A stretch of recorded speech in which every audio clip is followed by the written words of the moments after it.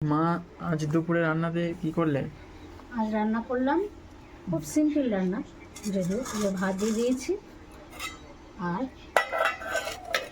রয়েছে সব কটা ডিম হয়েছে, একদম দেশি ট্যাংরা।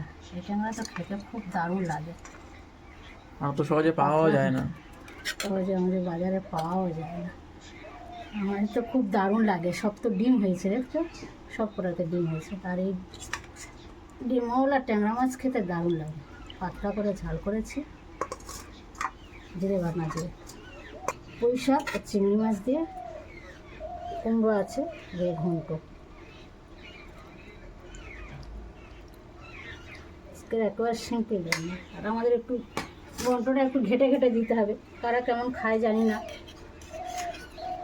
আর রয়েছে এই শেষ পাতে টক ঝাল মিষ্টি আমের আচার। এটা এখন গরমের সময় থাকবে। এটা তো থাকবেই। হ্যাঁ, এই ছিল আজকের আমাদের মেনু। সিম্পলের উপরে তবুও ভালো।